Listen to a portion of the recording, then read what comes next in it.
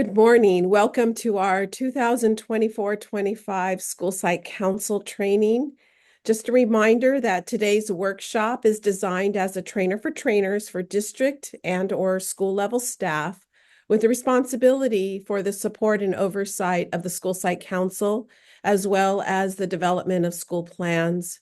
Today, you'll be receiving information and resources to meet the requirements for School Site Council and other advisory committees. I am Adrienne Balcazar, and I'd like to introduce the LCAP-State and Federal Programs Unit. Today, joining us is Debbie Cano, Helen Choi, Laurel Estrada, Augustine Garcia, Rachel Garcia, Jeannie Keith, and Anita Lomali. I also would like to introduce our support staff, Maribel Leyva and April Grease. To access today's presentation, we ask you to click on the link in the chat, and this will take you directly to the slides.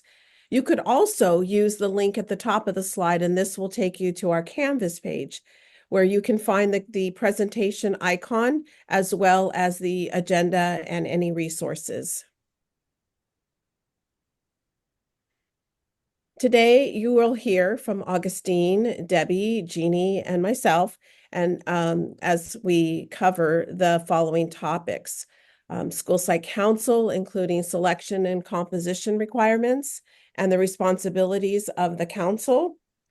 We will also review the roles and responsibilities of the various advisory committees at both the school and the district level, and with the role in the SIPSA, as well as other requirements for the local control and accountability plan. Then we will also take a look at School Site Council procedures, bylaws, and documentation. We will also take a deeper look into the School Site Council's role in the development of the Comprehensive School Safety Plan. And finally, we will look at the Federal Program Monitoring, or FPM, compliance requirements related to the School Site Council that are reviewed by the CDE. We want to remind you that this is a 2-day workshop. Day 2 will be next Tuesday, October 15th, from 10 a.m. to 12 p.m. And please know that next week's workshop will be 2 hours. We look forward, we will look in depth at the requirements and the process for the development of the school plan for student achievement. We also have a companion binder for our 2-day workshop. You can purchase a binder with information and resources, some of which may be referenced today and next week. You can find the ordering information at the link at the bottom of the slide.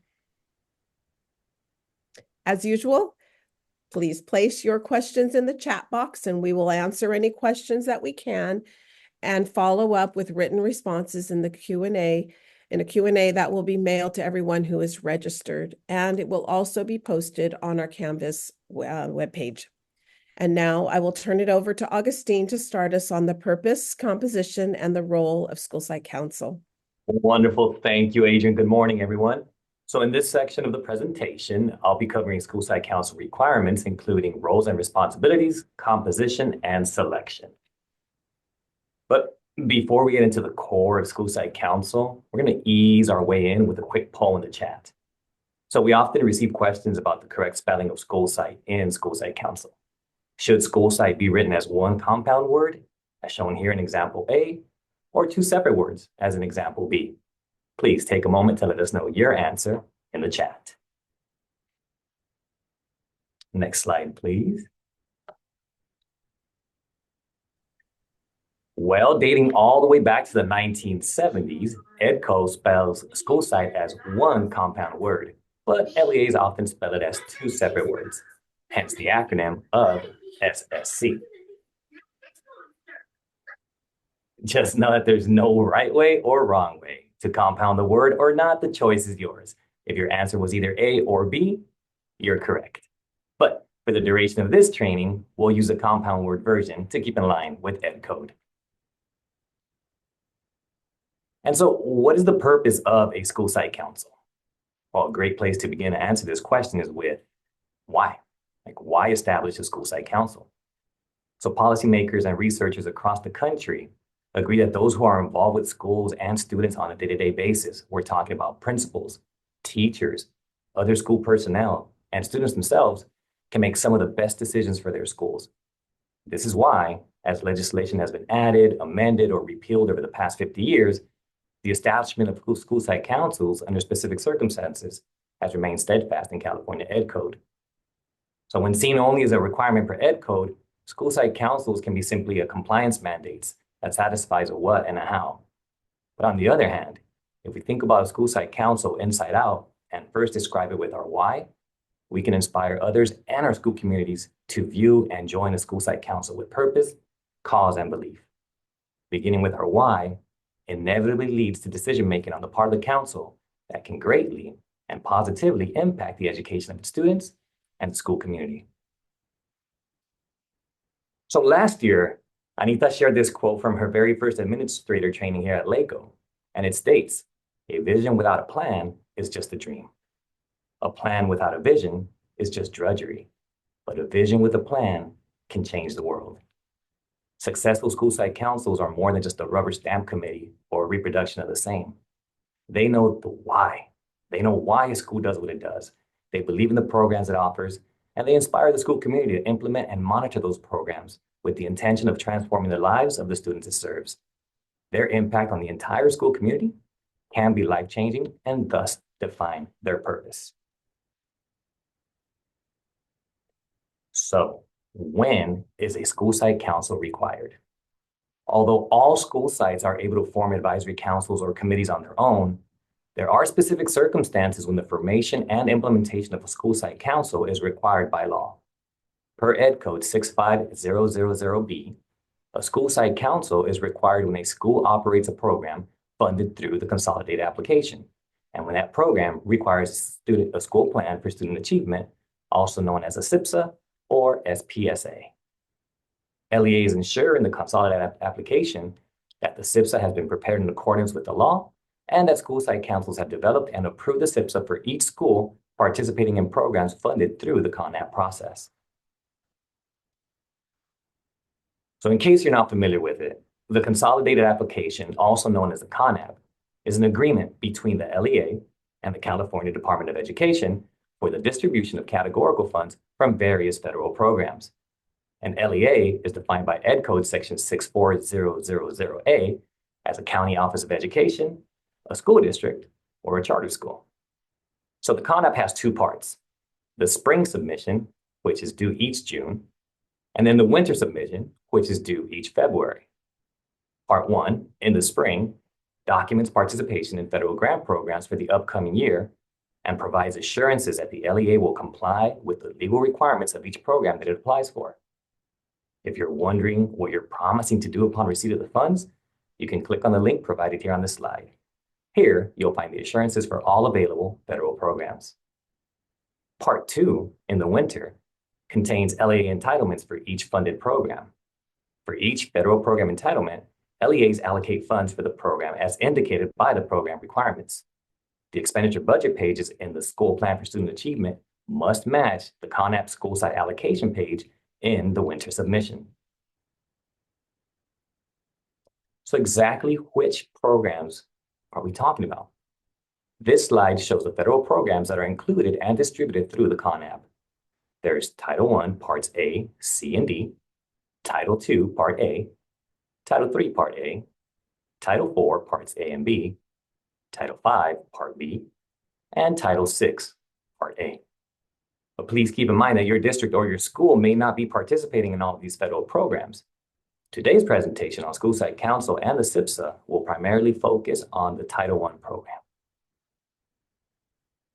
Okay, so now back to School Site Councils. So if you're required to establish one by a federal program granted through the CONAP, such as Title I, or if your school was identified for CSI, TSI, or ATSI under ESSA, Ed Code is very specific on the roles and responsibilities of a school site council. First, a school site council is required to develop and approve the school plan for student achievement. This process involves annually reviewing and updating the contents of the plan, including proposed expenditures of funds allocated through the CONAP and the Local Control Accountability Plan.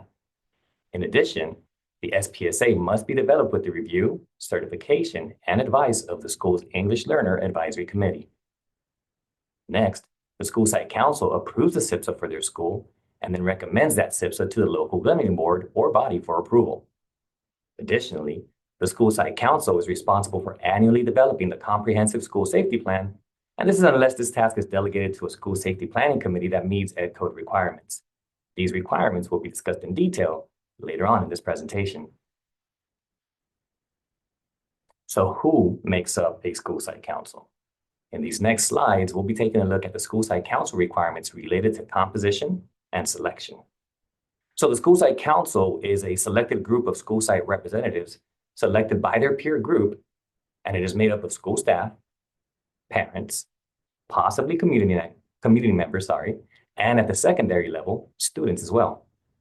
Members of the school site council represent the composition of the school's population.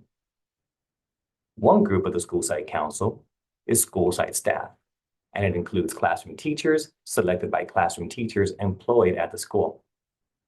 Also part of this group are other school personnel employed at the school who are not teachers, selected by others personnel employed at the school.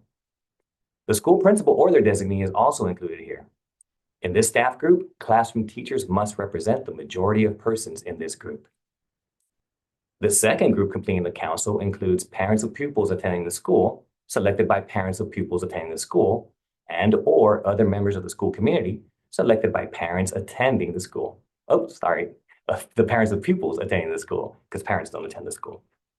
As mentioned at the secondary level, students also make up the composition of the council and must be selected by their peers as well. These two groups together make up the school site council. In the next 3 slides, we're going to provide visuals for school site council composition because sometimes it can get a bit confusing. At an elementary school, the school site council shall be composed of 2 groups: school staff members, shown here in light blue, and parent community members, shown here in dark blue, representing parity between the 2 groups. That is, equal numbers of members between the school staff members and parent and community members. Here, using this visual, you can see that half of the school site council must be composed of school staff, which includes the principal or their designee, classroom teachers employed at the school, and other school personnel employed at the school who are not classroom teachers. The classroom teachers selected must also constitute the majority of the school staff members. Given that classroom teachers have to make up that majority of staff members on the council, the minimum number of teachers required is 3. The other half of the school site council must be composed of parents of pupils attending the school and or other members of the school community. Again, per Ed Code, the number of parent and or community members selected must equal the number of school staff members selected. This means that the minimum number of school site council members at an elementary school is 10. So for example, 1 principal or their designee, 1 other school personnel, 3 classroom teachers, and 5 parent and or community members. Please note that the principal or their designee is automatically a part of the school site council. No election is required there. At the secondary level, the school site council must be composed of the school staff member group and the parent community member and student group. The staff composition requirements for secondary schools are the same as the staff composition requirement for elementary schools. So the school staff members must include the principal or their designee, classroom teachers employed at the school, and other personnel employed at the school who are not teachers. Classroom teachers selected must also constitute the majority of the school staff members. The other half of the council composition at secondary schools includes parents of students attending the school or other members of the school community and students attending the school. The minimum number of school site council members for secondary schools is also 10. So another example, 1 principal or their designee, 1 other school personnel, 3 classroom teachers, and 5 other members who include parents and or community members and students. In years past, parity was required between the parents and the community member group and the students. This is no longer the case. Thus, it is possible to have at the very least, for example, 2 student members and 3 parents and or community members on the council, or 1 student and 4 parents and/or community members. Remember though, at the secondary schools, we must have at least 1 student on the council. Also remember that you must have at least 1 parent or community member on the council.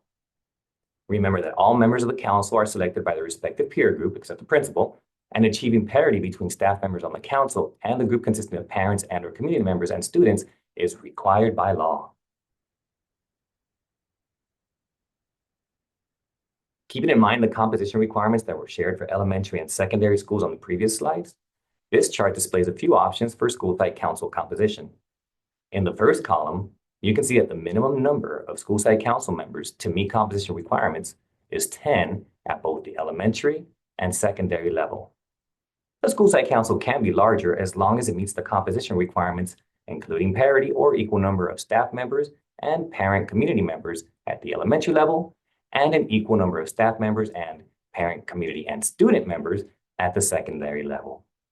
Thus, with a 12-member school site council, you can see that there must be 6 on the staff member side and 6 on the parent community member side.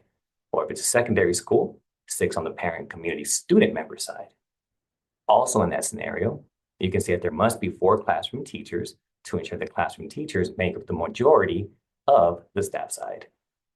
Please note, a middle school with 6th, 7th, and 8th grades may, but is not required to, include representation on the school site council. Likewise, junior high schools with 7th and 8th grade also have the option to include students or not. High schools must include students. Okay, so now we're going to go a little bit more in depth into each member of the school site council. The principal, or his or her designee, is the only member of the school site council who is not elected.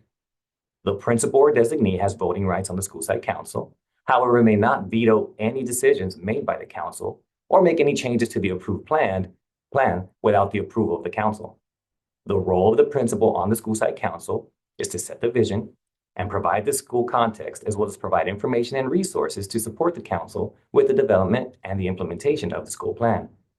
The principal should support the work of the council by leading from the side, while also ensuring that decisions made by the council align with the school and the district's policies and vision.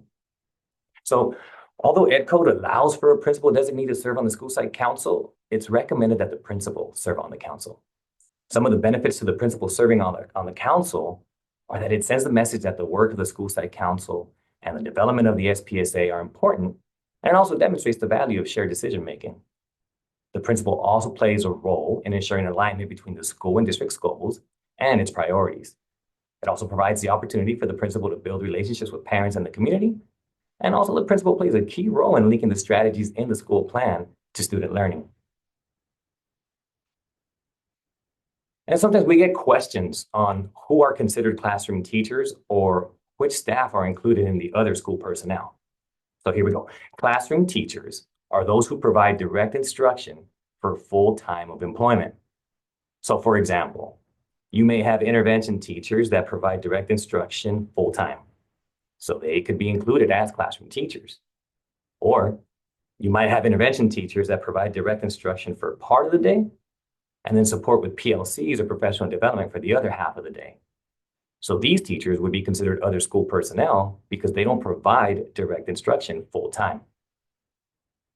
Other school personnel basically includes any employee at the school who is not a classroom teacher, such as assistant principals, counselors, clerical staff, custodians, yard supervisors, instructional coaches, and others. There's also sometimes like the misperception or the confusion that the other school personnel only applies to classified staff. And this is not the case because certificated personnel who are not classroom teachers, such as counselors, may serve on the other school personnel category. Your board policy or your bylaws should address this so that it's consistent throughout the district. The parent members of the school site council includes all parents or guardians of students enrolled in the school. The only exception is that parents who are employed at the school may not serve on the parent group side, but they may serve on the staff side. If the parent is employed by the district, but does not work at the school site, then that parent may serve on the parent side. A community member is a member of the school community who is not employed by the school and is not a parent or guardian of a student attending that school. This should also be defined in the SSC bylaws or in your district policy. It's also important to note that community members have to be elected by parents of students attending the school, and therefore community members cannot vote for school site council candidates. And as mentioned, at the secondary level, students are required to serve on the parent community student group member side. The option to serve on the school site council must be open to any student enrolled at the school, meaning the school or the district cannot set additional qualifications for membership. Student members on the school site council must be elected by the entire student body, and the election must identify the responsibilities that come with serving on the council. Okay, pop quiz number 1. I'll read the question, and when you have your answer, please place it in the chat. So Mrs. Jones has a daughter who is currently in 3rd grade at Sunnyside Elementary School. Mrs. Jones is working as a noon supervisor at the same school where her daughter attends. Which group will Mrs. Jones be representing if elected to school site council?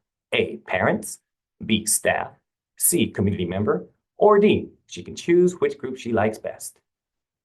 Get a drink of water and you guys populate your answers in the chat. Appreciate you guys. Next slide, please. The answer is B. Mrs. Jones is working as a staff member at Sunnyside Elementary. The parents employed at the same school where their child attends may not serve on the parent side, but may serve on the staff side. Congratulations to all of those who selected B. Okay, round 2. This one's a bit trickier. Okay, so Johnny is running for ASB president.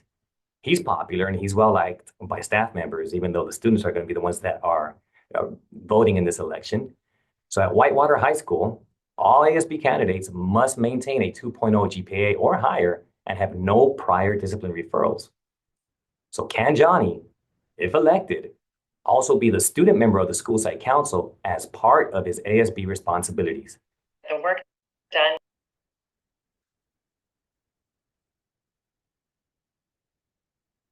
Let's go to the next slide. The answer is no. As mentioned, school site council student reps can be any student enrolled at the school without additional qualifications for membership. So for example, students cannot be excluded for having a low GPA to be a member or to vote. In addition, a student holding a particular office may not be assigned to this role. And in this case, ASB president doesn't make Johnny an automatic member of the school site council. Let's move on to selection of school site council members. So per Ed Code, and as previously mentioned, school site council members must be selected by their peers. This means that classroom teachers must be selected by classroom teachers. Other school personnel who are not classroom teachers must be selected by other school personnel who are not classroom teachers.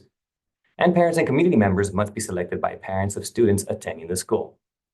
At the secondary level, students attending the school are selected by students attending the school. So since members must be selected by the peer, no seat on the school site council may be reserved for any group or individual. Ed Code does not specify how members are selected by their peers, so this can be done through a ballot process or an open meeting vote. Individuals may also self-nominate. For student members at the secondary level, a separate election must be held in which the entire student body has the opportunity to select student members. As a reminder, parent members may not be employees at the school. So while a parent who teaches at their child's school cannot be selected to represent the parent side of the school site council, they could be selected to represent the staff side as a teacher.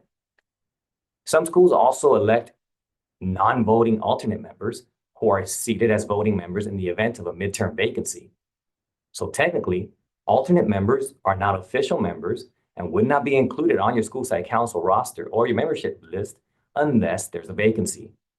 This is to ensure continuity and avoids having to hold another election to fill that spot. This is also something that should be addressed in your bylaws or in your district policy. So here are a few examples of things related to the election of school site council members that you may want to consider addressing in your board policy or in your school site council bylaws.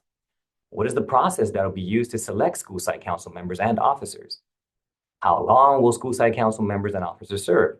For example, is it a 2-year term for members and a 1-year term for officers? What is the process for providing notice of elections for each of the required groups? What are the responsibilities of the council? What are the responsibilities of the officers? Another consideration is a policy of non-discrimination.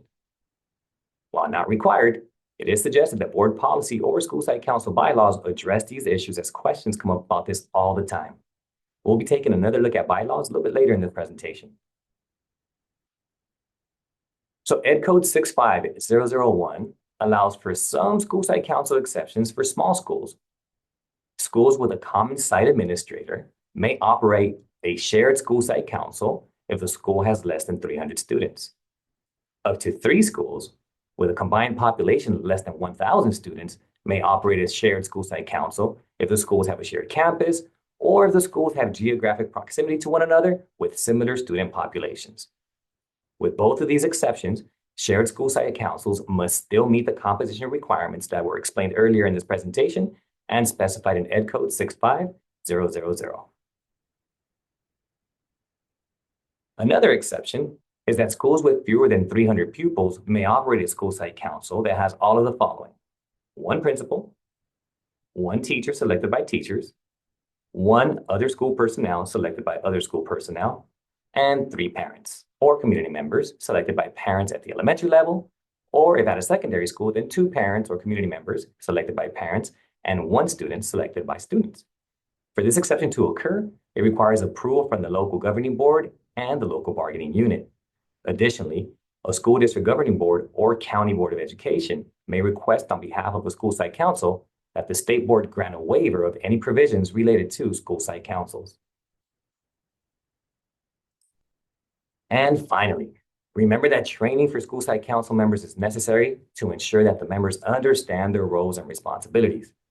This training needs to ensure that members understand their legal obligations and the requirements outlined in Ed Code for school site councils. Members need training on the Green Act requirements to ensure that the council follows the requirements for holding public school site council meetings and conducting business at these meetings. Other possible training topics include training on bylaws and meeting procedures, what the Title I program is and the requirements for school-wide and targeted assistance programs, the purpose and use of state and federal funds, how to analyze student achievement data, evidence-based instructional practices, and monitoring implementation and evaluating the effectiveness of the plan and strategies. The training topics really depend on what the needs of the school site council are in order to help them fulfill their legal responsibilities. And that concludes my section. I thank you for your participation, and I'll turn it over to Debbie for advisory committees.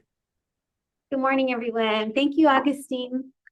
So today we're going to discuss advisory committees, and these are required like any other compliance item. There are varying degrees of implementation. Next slide. Legal requirements are in place to ensure the traditionally voiceless have a voice. So try to remember that the legal requirements are the minimum that you are required to do. But we want you to consider and think about your endeavors. Do you strive to do minimum and expect to yield excellence, or just to get by and check the boxes? As educators, it is rare for us to strive for the minimum.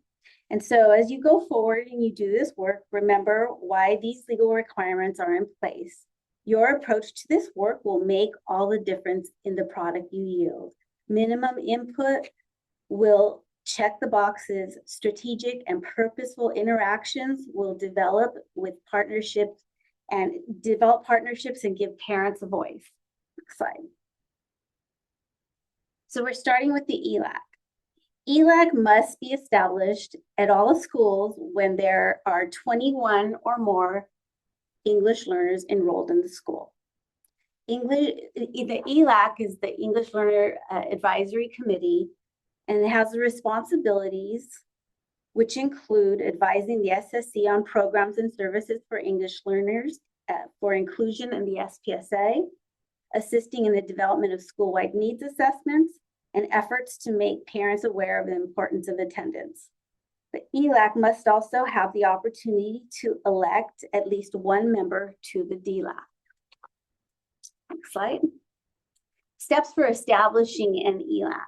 So first, you want to determine the percentage of English learners in the school and determine the preliminary size of your committee. Determining the preliminary size of the advisory committee, then notify all of the parents in the school of the election of parents to serve on the committee. You may want to hold a general information meeting about the committee and the responsibilities. Then you would conduct an election, and only the parents of English learners may vote. And then lastly, you're going to convene the first meeting of the ELAC and train the members on their roles and their responsibilities. And the ELAC may delegate its responsibilities to another site level committee. Next slide. So we often get these questions if the SSC can act as the ELAC. Yes, however, there are specific steps that must be taken in order for an ELAC to delegate its responsibilities to another committee such as ELAC. First, an ELAC must be elected and trained and informed of their responsibilities. So everything on the previous slide must occur before you can delegate. Then the ELAC may vote to delegate its responsibilities to the SSC for a period up to 2 years. The SSC would then need to be informed of the ELAC responsibilities and vote whether or not they accept these responsibilities. If the SSC accepts the ELAC responsibilities, the SSC would be responsible for fulfilling the legal requirements of both committees, the SSC and ELAC. And after the specific period of time, not to exceed 2 years, an ELAC must then be elected again, and the procedure starts all over. Next slide, please. Very important aspect of having an ELAC is training. So ELAC members must receive training and materials to assist them in carrying out their required advisory responsibilities. They should also receive information on the Green Act requirement, bylaws, meeting procedures, to ensure that they know how to conduct an effective meeting. And it's also important to think about and consider what might the ELAC members need to know to advise on program and services for English learners and the school plan. So consider what foundational information would help ground them in their responsibilities and in understanding their advisory capacity. And lastly, training must be planned in full consultation with members. So it's important to work with the committee to determine their needs and to plan accordingly. Slide, please. So now the District English Learner Advisory Committee, or DLAC as it's known. This is required when a school district has more than 50 English learners enrolled. The DLAC must be composed of a majority of parents of English learners. And so each school will have a school level ELAC and then the DLAC representative to the DLAC. Like ELAC, DLAC has specific advisory responsibilities, and they advise the local governing board on the tasks here on the screen, which is to inform the training of the DLAC. Some of the topics similar to the responsibilities of the ELAC are to advise on the programs for services for English learners, but at the district level, and they would give input to the EL master plan and to needs assessment. And also, if the DLAC serves as a dual role and serves as the EL PAC for the purposes of the LCAP, the committee must also then carry out those responsibilities. And we'll talk about that a little later. Next slide, please. And again, DLAC members must receive training and materials to assist them in carrying out their required advisory responsibilities.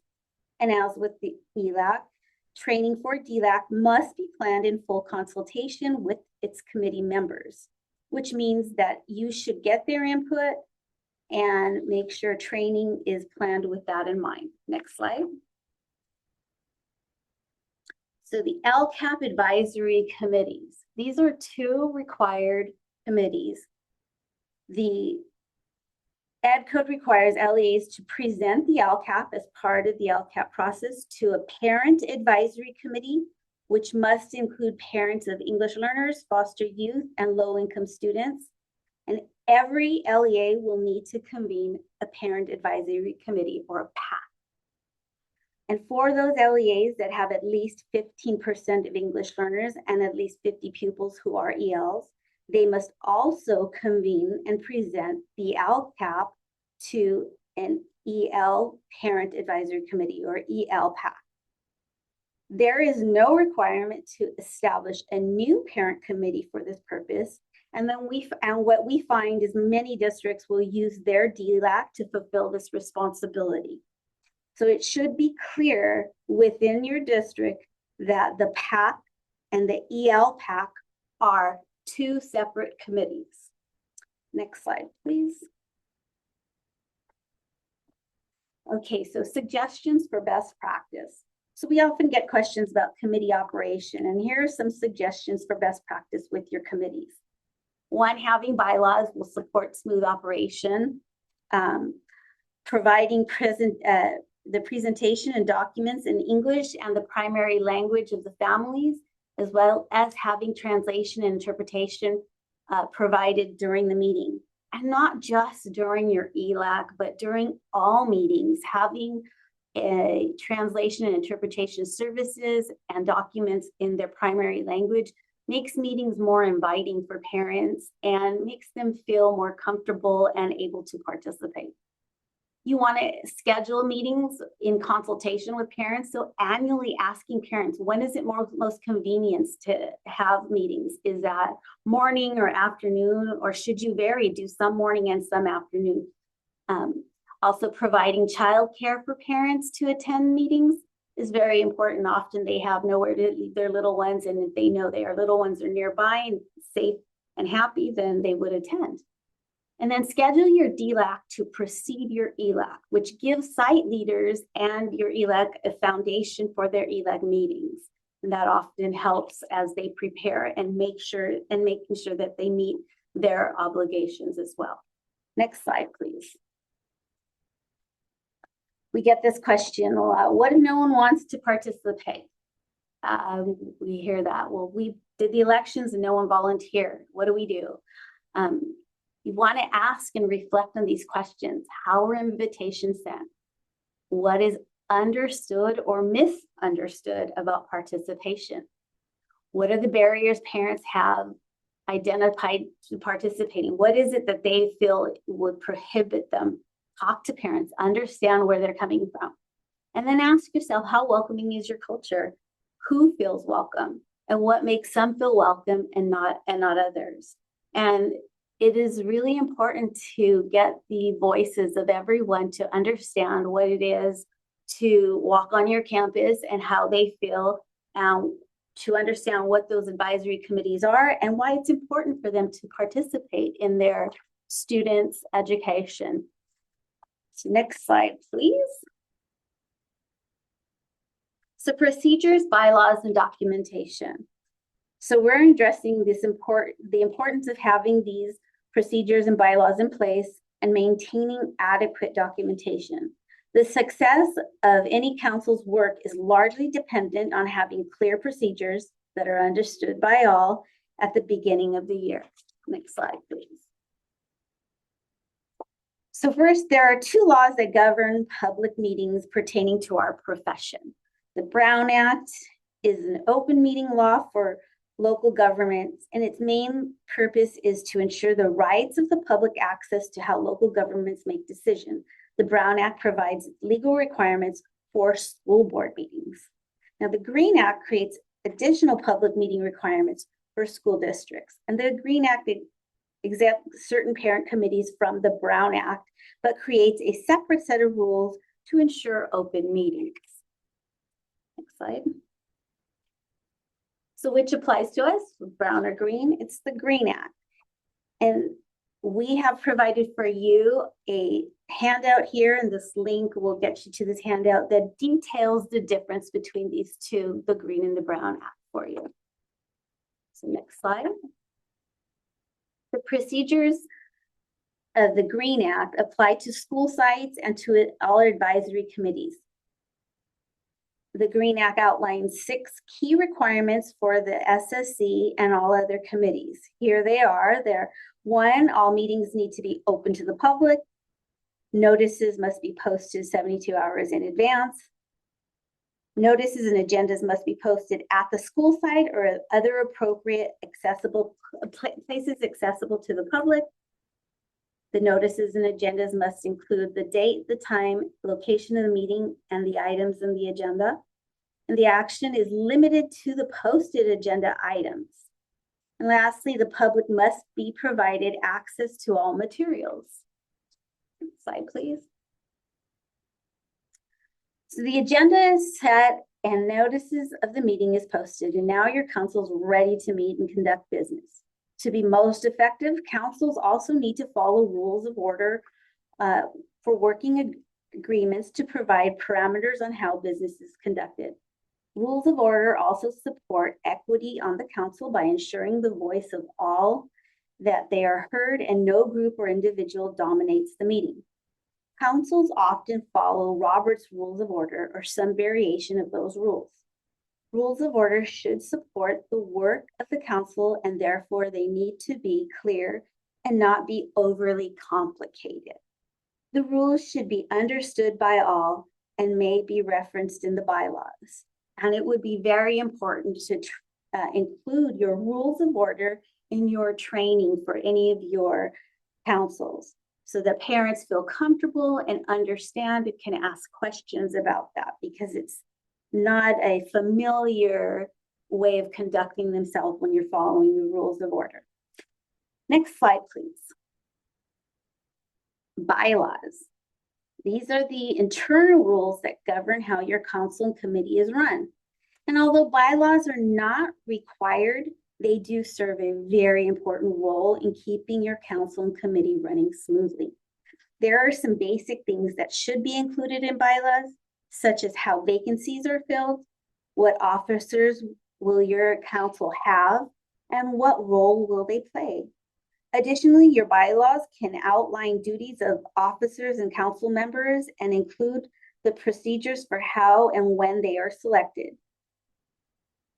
Are they selected for a 1-year term or a 2-year term? Are certain members selected on alternating years, or do you get a brand new council every year? All of those things can be determined and written into the bylaws.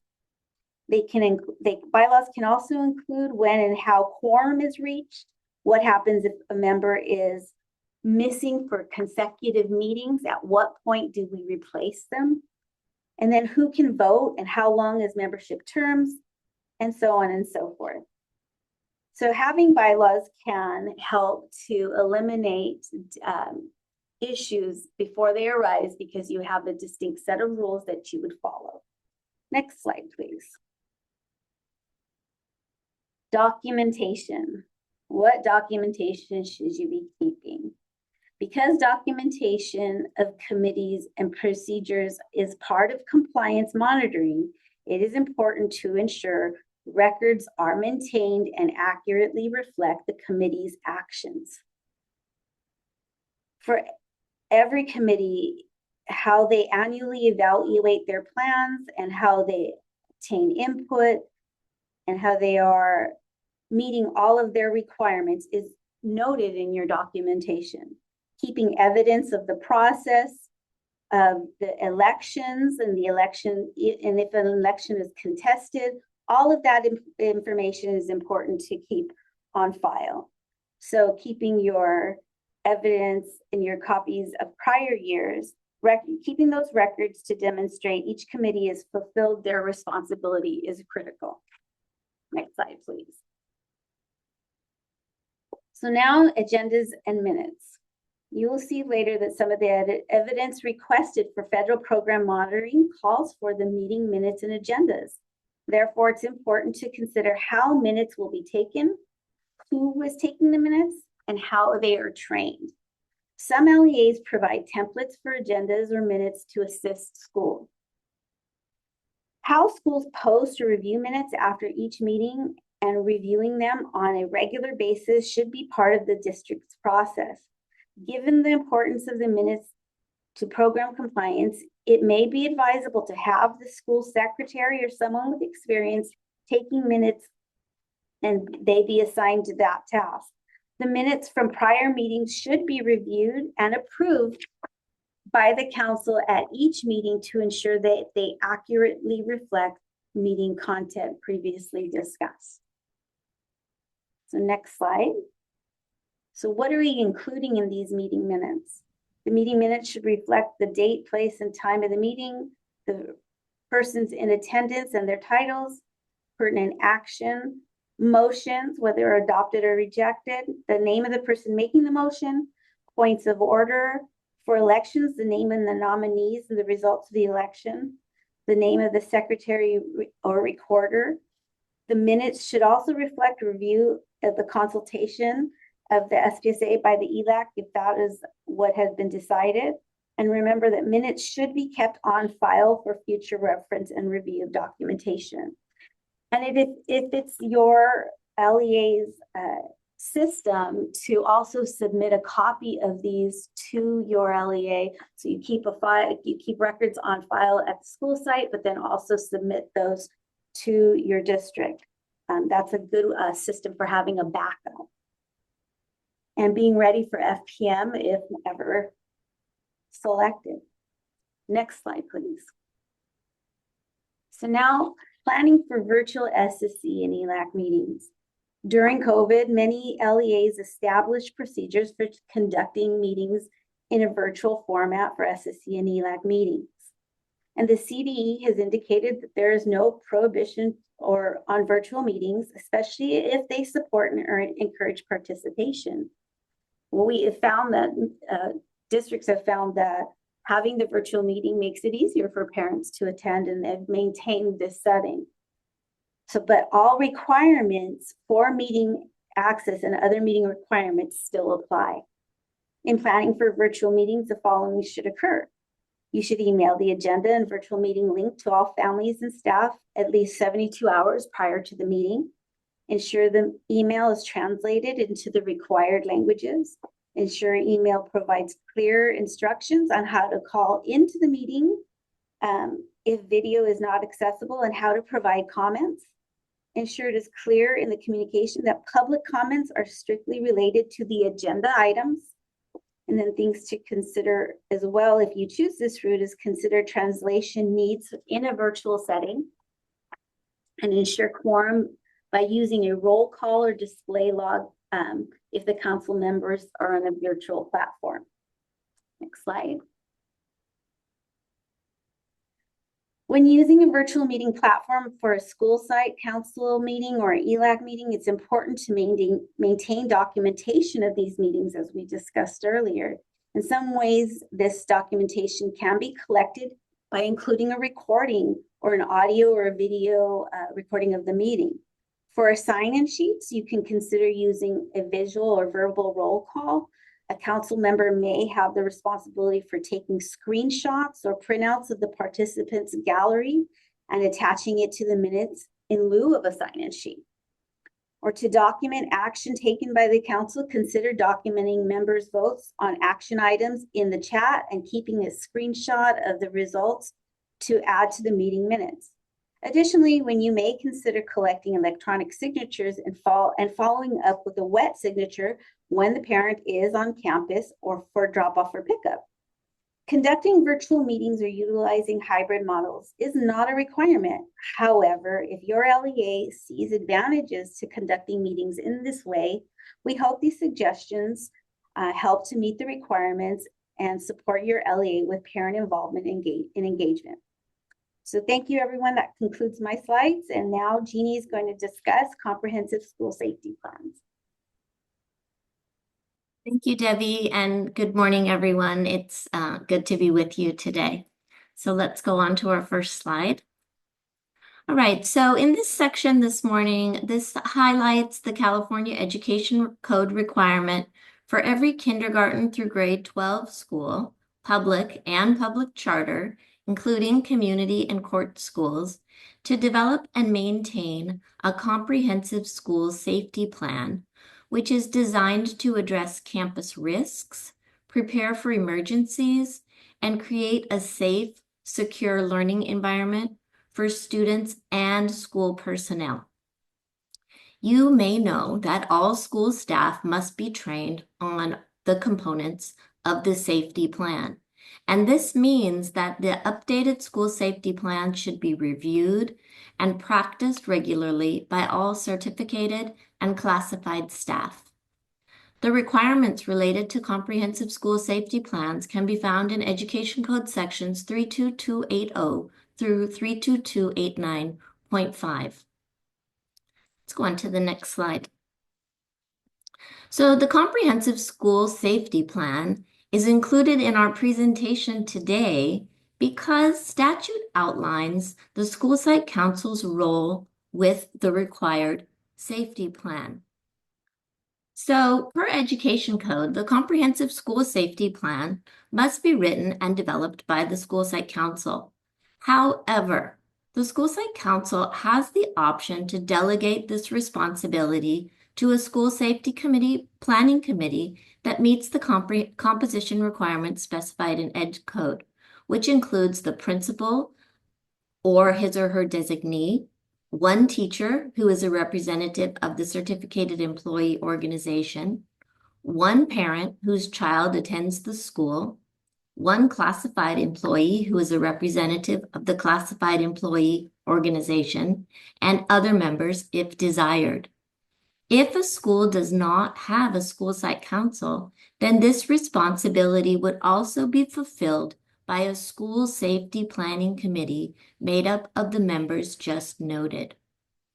It's important when developing or updating the comprehensive school safety plan each year that the school site council or safety planning committee is required to consult with a representative from a law enforcement agency, a fire department, and other first responder entities.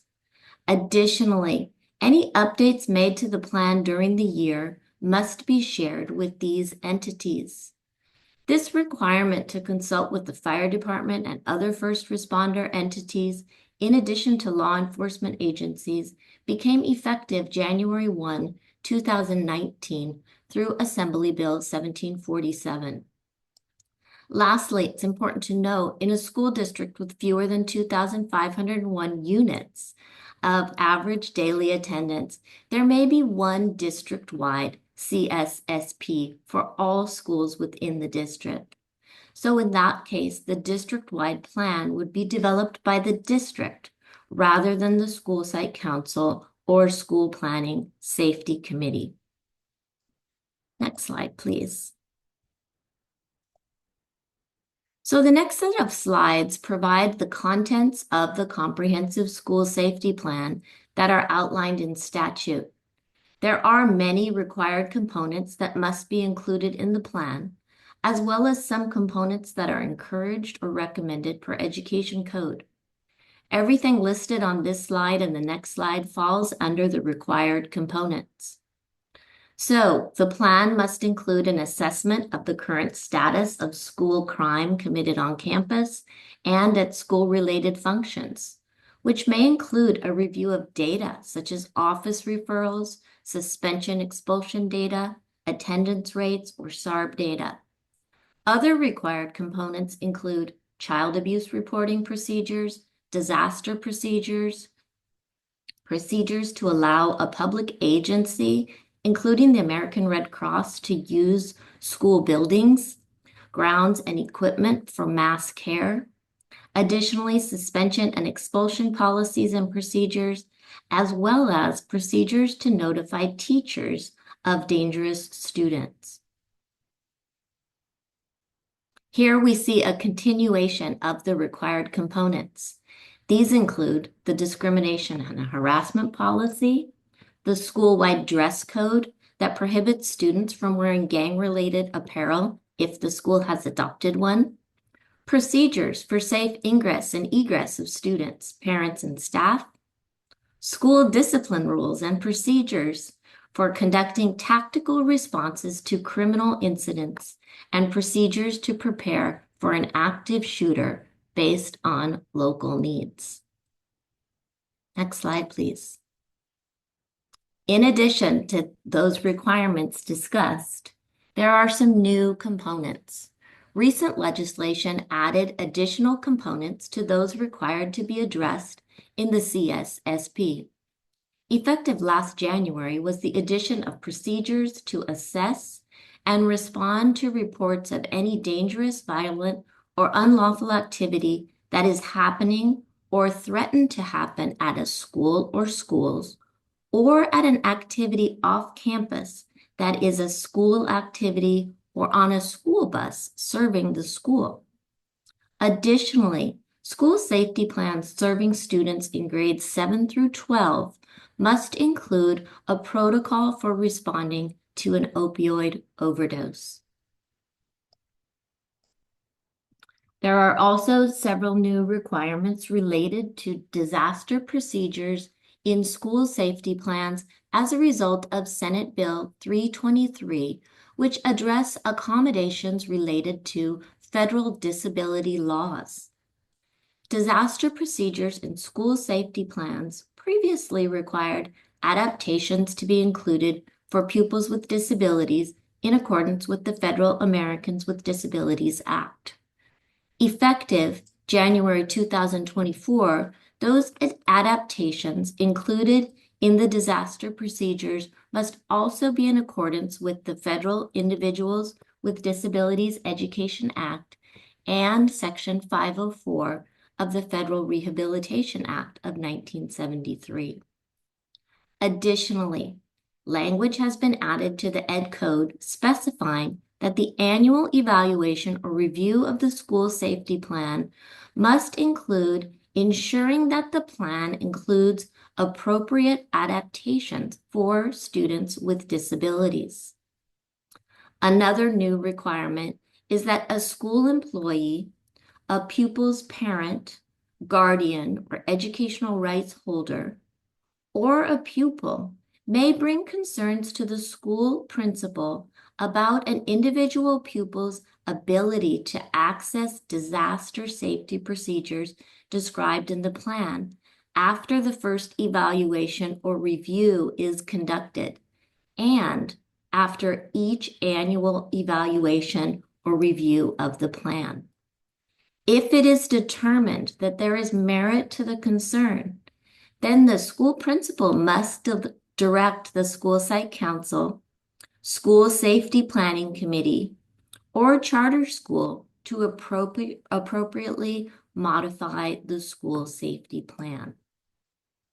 And lastly, language was added to education codes stating that all school site council, school safety planning committee, or charter school discussions related to individual students with disabilities for the purposes of these requirements are subject to state and federal laws regarding privacy of student information.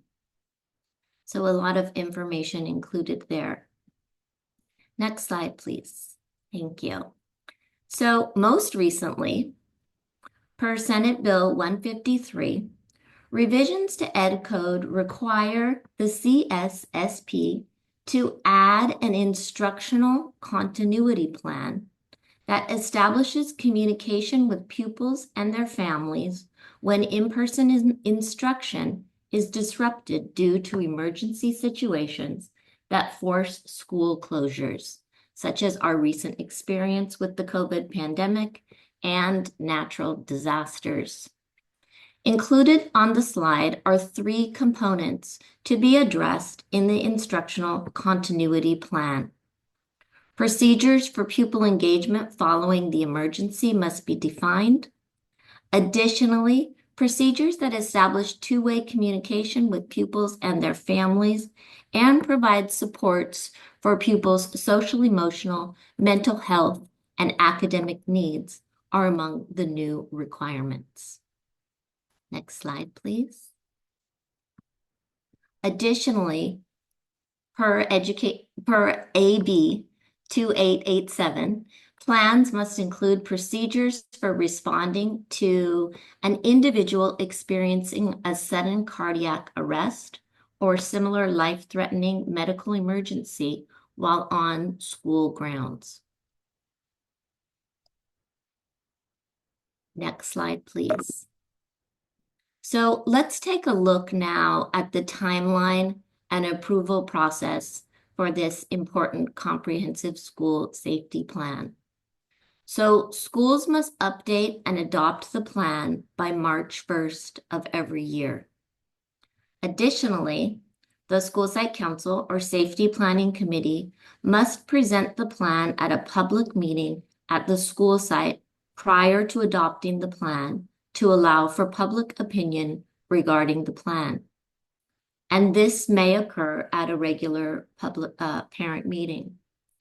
There are also notification requirements in Ed Code that specify that the School Site Council or Safety Planning Committee must notify in writing the persons and entities listed, if available, of the public meeting.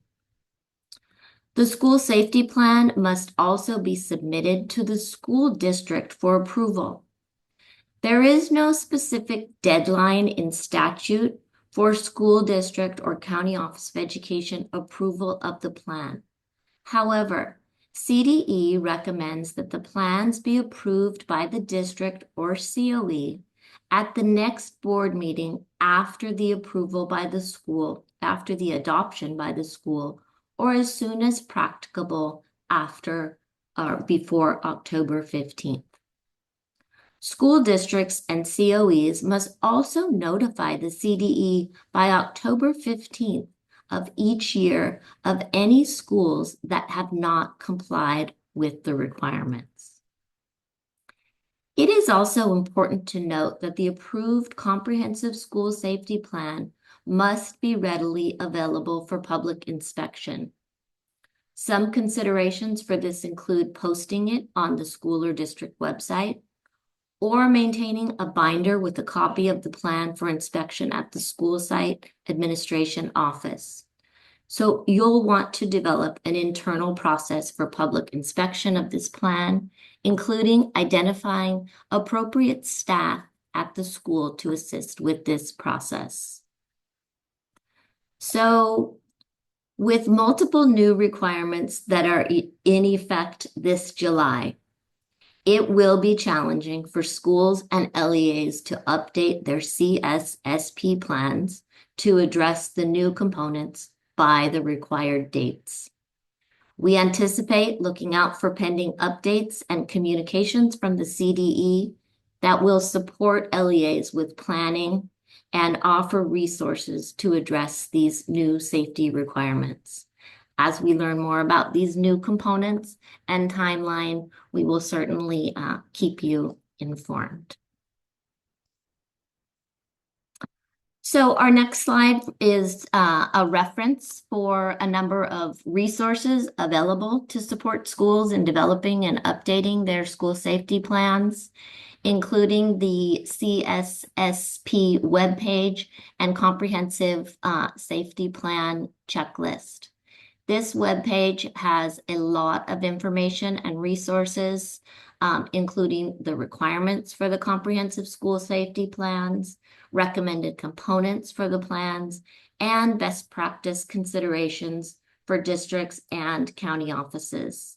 The checklist, which you can see a screenshot of the first 2 pages on the slides, includes many of the school safety plan requirements that we have shared, as well as suggestions and resources for various components of the plan.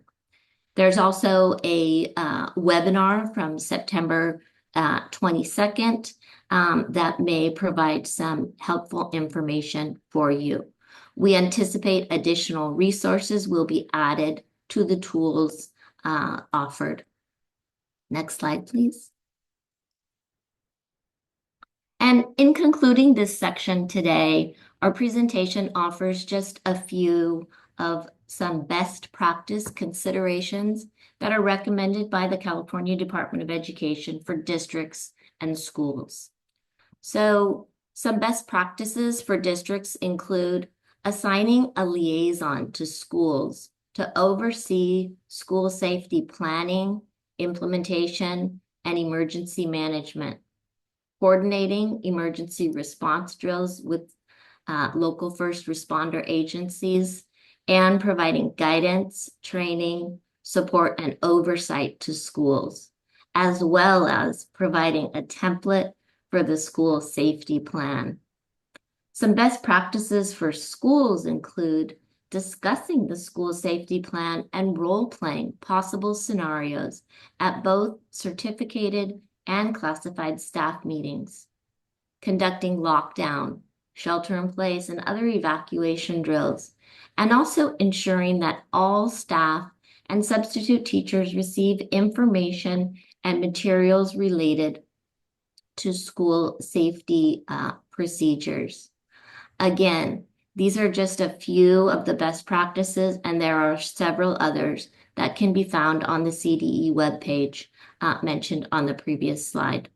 We'll be keeping an eye out for guidance of the upcoming requirements for the instructional continuity plans and other new requirements and procedures on this really important topic. And next, I'm going to turn our presentation over to Adrian to address federal program monitoring. Thank you, Jeannie. Wow, you know how much our presentation has changed and has to align to the sign of the times. So thank you so much for this important information. Well, we're on the home stretch of day one's training. Today, you have heard the legal requirements for school site councils and advisory committees. This is everything that you must do. And now we're going to take a look at the process of oversight and monitoring of what is actually happening at your school sites, happening at the district level. So what is FPM? There are federal and state laws that require the California Department of Education to monitor the implementation of the federal programs.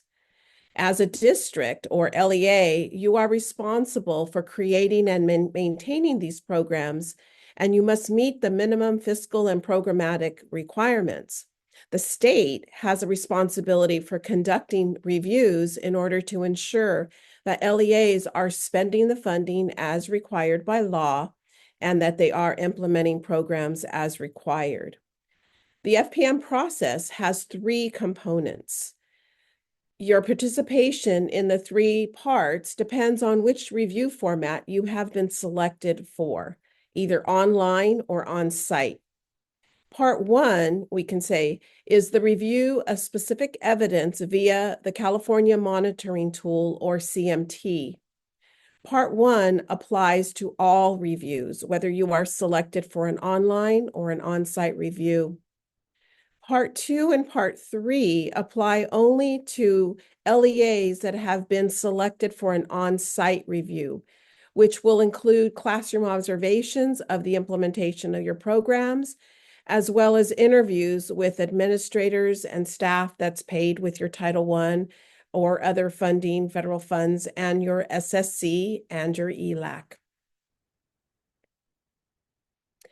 As you are monitoring and evaluating your federal programs, the CDE has the responsibility to review your federal programs. And so the purpose of the FPM review is to ensure that you are spending the funding as required. So the way the CDE has coordinated and organized these reviews is by a FPM cycle scheduled by school year. As shown for each LEA, the cycle is placed on an A, B, or C, or D cycle. And the cycle is every 2 years. So it's either online or on-site as they alternate. All the LEAs in the state will be at some point, hopefully, selected. And so for the 24-25 school year, we can see here on the table that cycle A is up for online review and cycle C is up for on-site review. The FPM reviews require evidence to be gathered and uploaded to the California monitoring tool for the state FPM reviewers to see. So the evidence that needs to be uploaded can be found in the FPM program instruments. Here's a screenshot showing what they look like, and the link at the bottom allows you to find all of the programs, which are almost all of them are posted. So, but for compensatory education and English learners, those are available for review and download. Each program has its own instrument. So again, the link at the bottom of the other slide will take you there. So taking a closer look at compensatory education, which is your Title I program, there are 4 items related to school site council and advisory committees. They are CE2, school parent and family engagement, CE5, school site council composition, CE6, school site activities, and CE20, school site evaluation of program effectiveness. If we take a look at the top 5 non-compliant CE items from last year's 23-24 FPM reviews, you can see that 3 out of the 5 most frequently non-compliant items directly involve parents. The most frequent findings are starred and are CE2, the school parent and family engagement.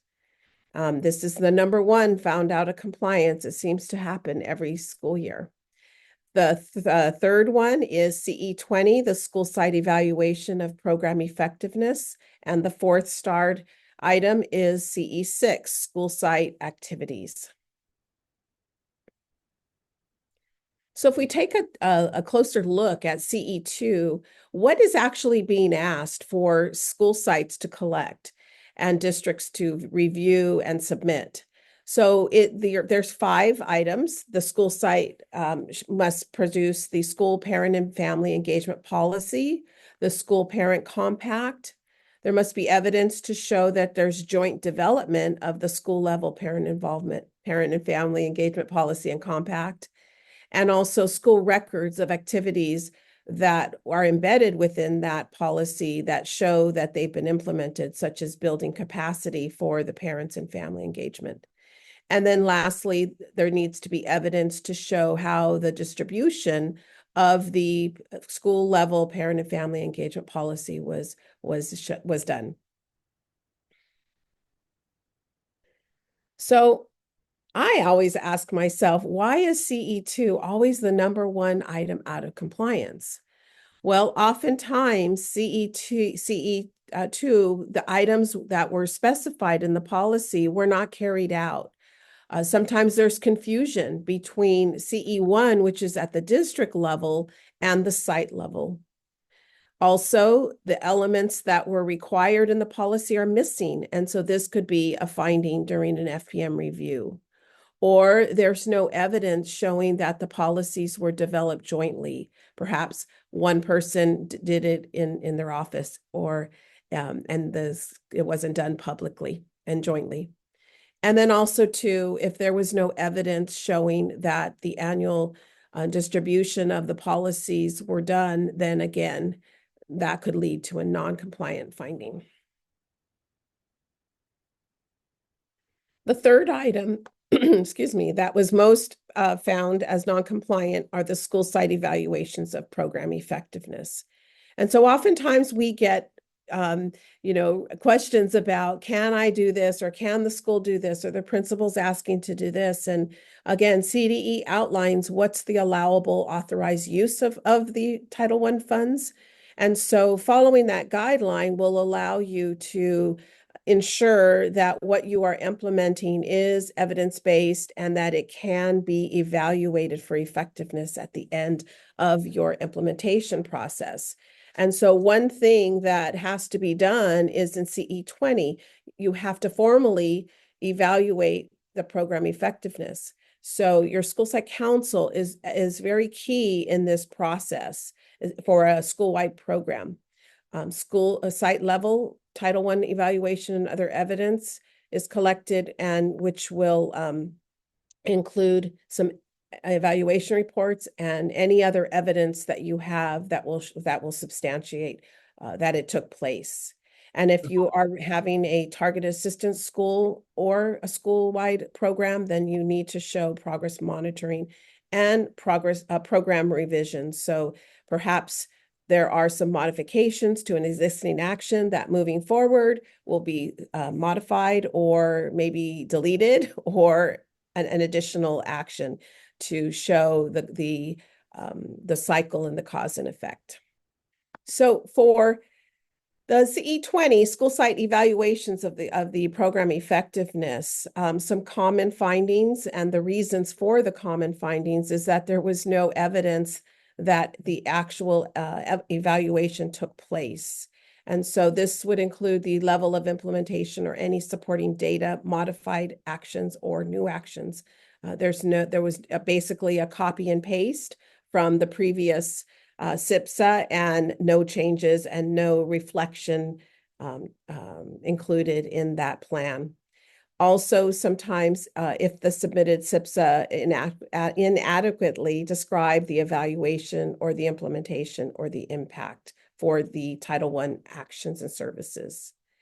And then also too, that if there was no evidence that the school site council was involved in this process, such as there were missing school site council agendas, missing minutes, or when it was an on-site review and interviews were taking place, the school site council couldn't attest to the school site council being involved in this process.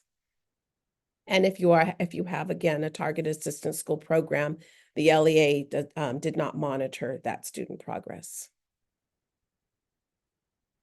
So for CE20, these two areas may need a reflection of your practices and or your systems.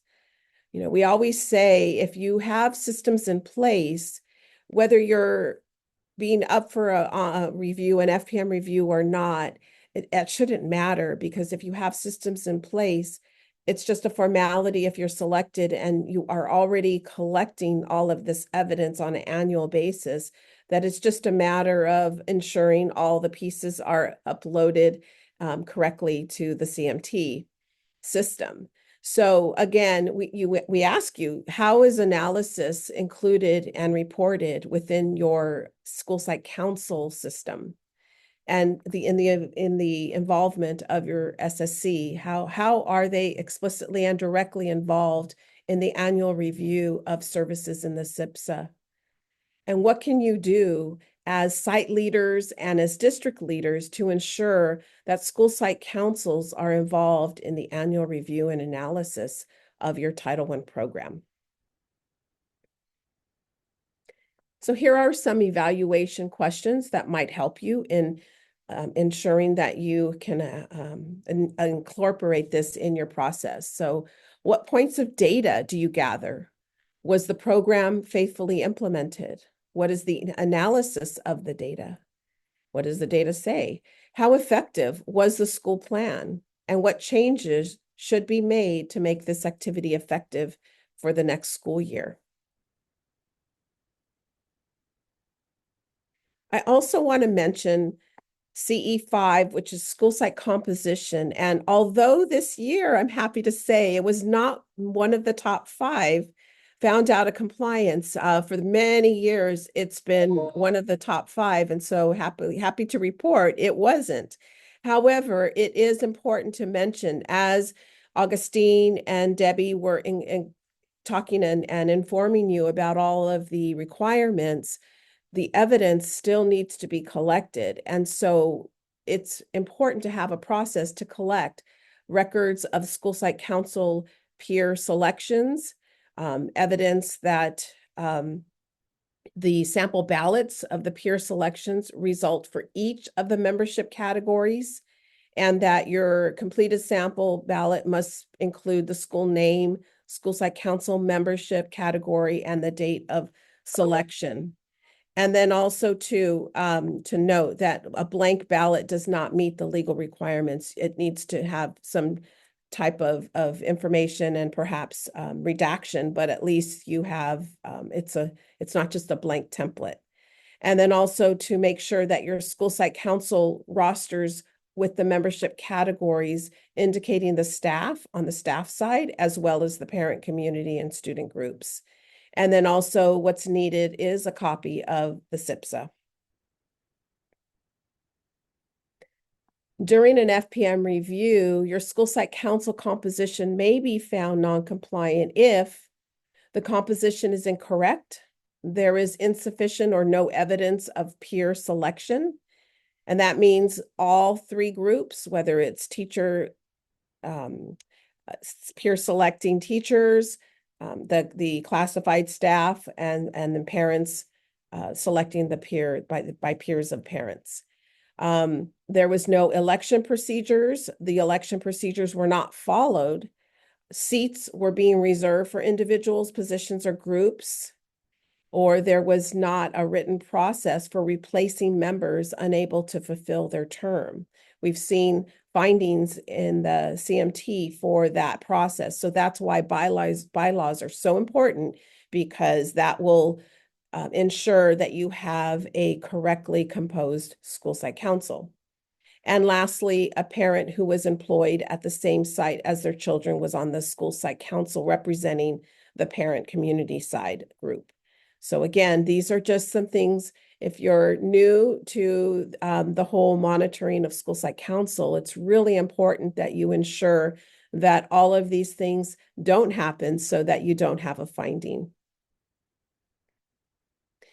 Here's just a little table that kind of summarizes what was shared earlier today about the peer selection. So you see that each of these areas of classroom teachers, other staff, parent community members, and students at the secondary level, that you have all of the components, the nomination forms and notices, the sample ballots, and all your meetings, voting records, and minutes.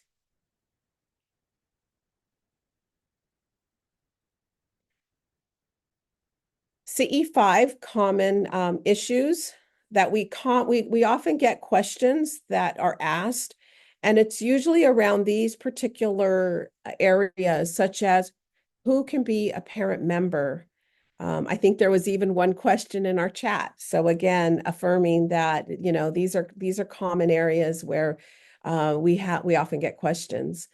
We often get questions about parity and parity must be maintained between the school and the parent community member side on the school site council. Also, what is teacher majority? So again, Augustine shared, teachers must make up the majority of the school group serving on the SSC. So when issues arise in dealing with this, we ask, what can you do? What does ESSA say? And lastly, as Debbie shared so importantly, what do your bylaws say? So again, you can anticipate, you know, addressing these if you do have this information in your bylaws. In CE6, again, as it made our top 5, we wanted to just call out that the 2 items that are requested involve the school site council are the SIPSA, the School Plan for Student Achievement, as well as evidence showing how the school site council was involved in the development of the SIPSA. So this would mean like your minutes and your agenda would have that joint development and the interaction of how the SIPSA is annually reviewed as well as developed at the beginning of the school year or whatever your timeline is before you get your SIPSA approved by your board. So again, just making sure that you see the connection between evidence that you will have to produce in an FPM as well as evidence you should be collecting even if you're not being reviewed, and having that process in place to assure that it's just the normal everyday activities and expectations in implementing your Title I program. So we also include this because we found that we also get a lot of questions when you are being reviewed in preparation for your interviews. It's important to do mock reviews. We highly suggest it. And so not only just with your parents, but also with teachers that are involved in implementing the program, as well as those Title I funded positions, because they look for supplanting, they look for ensuring that what you have on paper and what you've submitted is actually affirmed by the people that are part of that process. So we just, again, we leave you with some questions, some basic questions about being a member of the School Site Council and ELAC and what kind of training they've participated in, what's their involvement in the development, monitoring, and the review process of the SIPSA. And then also what opportunities has the school given for input on the school parent and family engagement policy, as well as the school parent compact. So we find that these questions help you in helping your parents. And so here's some final thoughts as we end today's session.